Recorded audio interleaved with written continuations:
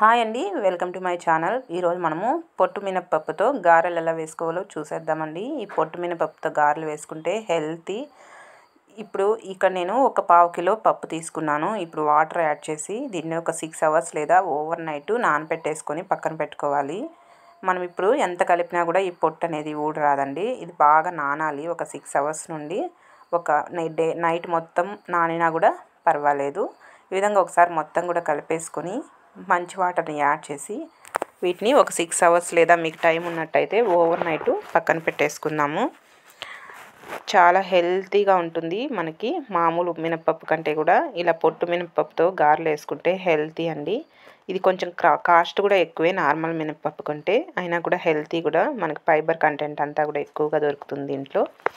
ఈ విధంగా మంచి వాటర్ని యాడ్ చేసి ఒకసారి క్లీన్ చేసి తర్వాత మంచి వాటర్ని యాడ్ చేసి మూత పెట్టేసి నేనైతే ఓవర్ నైట్ పెడుతున్నాను. మీకు టైం లేకపోతే ఒక 6 అవర్స్ పెట్టుకోండి.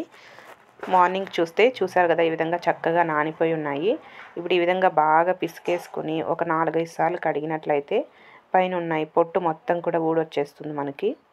ఈ పప్పు అనేది మనకి పాలిష్ లేకుండా వస్తుందండి, అందుకే హెల్తీ. మనకి ఇలా బాగా చేత్తో పిసుక్కున్నట్టయితే ఈ పొట్టంతా కూడా వెళ్ళిపోతుంది. దీన్ని ఇప్పుడు ఒక 4 సార్లు కడిగేసి చూపిస్తా చూడండి ఎంత చక్కగా వెళ్ళిపోతుందో. చూసారు కదా, ఇక్కడ ఒక 4 సార్లు కడిగేసి తీసుకున్నాను. ఈ విధంగా చక్కగా రెడీ అయిపోయింది. ఇప్పుడు మనం గ్రైండర్కి వేసేసుకుందాం. గ్రైండర్ ఆన్ చేసుకొని మనం క్లీన్ చేసుకుని మినపప్పు మొత్తం కూడా ఇందులో యాడ్ చేసుకోవాలి. గ్రైండర్కి వేసుకుంటే గారెలు అనేది చాలా బాగా వస్తాయి. మనం సోడా ఏమి యాడ్ చేయాల్సిన అవసరం ఉండదు. పప్పు అంతా యాడ్ చేసి ఇక్కడ నేను తెల్లగడ్డలు అలాగే అల్లం ముక్కలు చిన్న చిన్నగా కట్ చేసి యాడ్ చేశాను. అలాగే మిరియాలు కూడా ఒక 5-6 వరకు యాడ్ చేసుకోండి. అలాగే కొద్దిగా రాళ్ళుప్పు లేదా సాల్ట్ని కూడా యాడ్ చేయండి, లేదా తర్వాత అయినా యాడ్ చేసుకోవచ్చు. ఈ విధంగా మెత్తగా మెదిగిన తర్వాత మొత్తం కూడా తీసేసుకొని ఒక గిన్నెలో పెట్టేసుకుందాము. ఇలా పెట్టేసుకొని ఇందులోకి సన్నగా కట్ చేసుకున్న ఆనియన్స్, కొత్తిమీర కూడా యాడ్ చేసుకుందాం. సాల్ట్ చూసుకొని సరిపోకపోతే కొద్దిగా యాడ్ చేసుకోండి. నేనైతే ఇక్కడ బేకింగ్ సోడా కానీ వంట సోడా ఏమీ యాడ్ చేయలేదండి. ఇలాగే హెల్తీ. నేను ఆల్మోస్ట్ కుకింగ్లో నేను సోడా అనేది యాడ్ చేయడానికి ఇష్టపడను, హెల్తీ కాదనేసి. నేనైతే ఇక్కడ సోడా ఏమీ కూడా మిక్స్ చేయలేదు. ఈ విధంగా మొత్తం కూడా కలిసేలాగా ఒకసారి బాగా కలిపేసుకుందాం. మీకు ఎక్స్పీరియన్స్ ఉన్న వాళ్ళైతే ఇలా చేతిలోకి ఒక ముద్దలాగా తీసుకొని మధ్యలో హోల్ చేసుకొని డైరెక్ట్గా ఆయిల్లో యాడ్ చేసుకోండి. మీకు ఇలా కష్టం అనిపిస్తే వేరే ప్రాసెస్ చూపిస్తాను.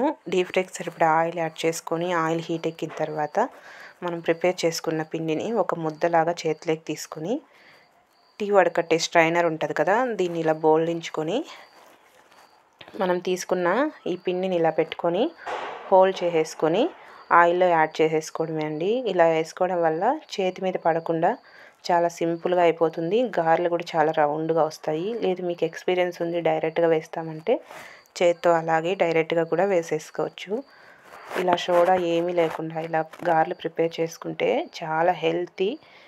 ఇలా ప్రిపేర్ చేసుకున్న ఈ గారెల్ని వేడి వేడిగా చికెన్ కర్రీలో నంచుకొని తింటే సూపర్గా ఉంటుందండి. ఊరికే అన్నారా పెద్దోళ్ళు, తింటే గారెలే తినాలి, వింటే మహాభారతమే వినాలి అని.